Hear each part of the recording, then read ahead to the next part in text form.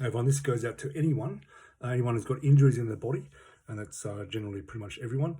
There's at some point to some degree, but the injured athlete is an archetype that I run. So that's something I just realised just then, and it's been teaching me a lot for a long time. So I trained in Kung Fu. I was on an apprenticeship in Kung Fu. Did 17 years of that. I trained like a nutter, anywhere from 1 to 5 hours most days of the week, and usually there'd be something happening every day.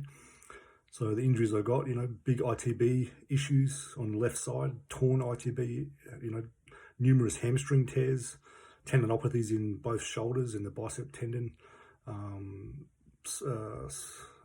supraspinatus tendinopathies, bursa issues in the hip and the shoulder, big neck issues, bilateral arm nerve issues, spinal cord problems, compression headaches, vestibular problems with painless migraines, gut issues, chronic fatigue, fatigue generated by wrong forms of meditation.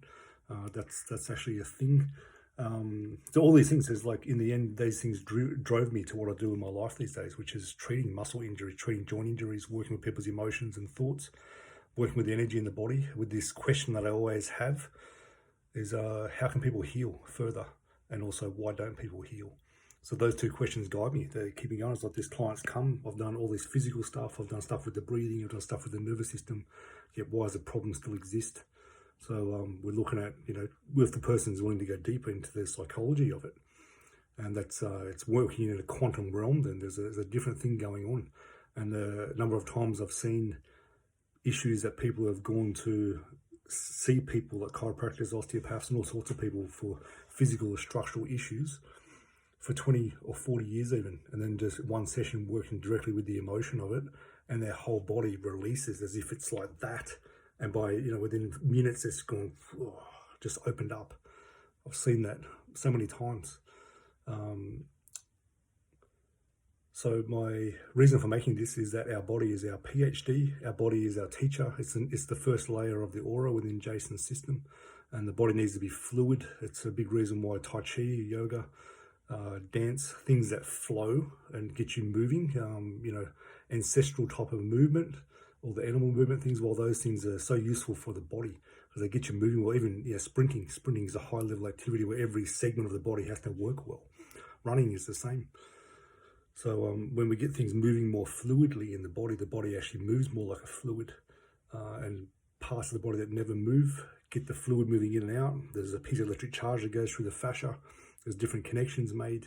We work with emotional things. One of the things within the fascia is the fourth phase of water, which is a crystalline structure. So they believe that when people have somatic memory where the emotion is being moved in the tissue, I've had this experience myself. It feels like you're there, as if the event that is in the memory is actually you're in that environment, like the atmosphere around you has just changed.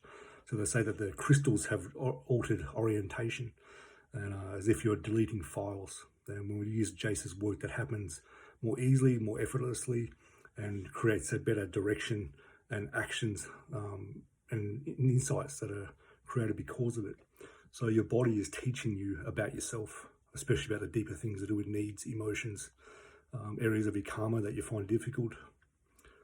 Exact the thing in front of your face, the inertness, that's difficult to get up in the morning, the emotions surrounding that, the amount of loss that you've suffered in your life, that problem in your body that just doesn't go away. That's massively teaching you, and the way into it is to work with it. Otherwise, what you resist persists. Hope this helps.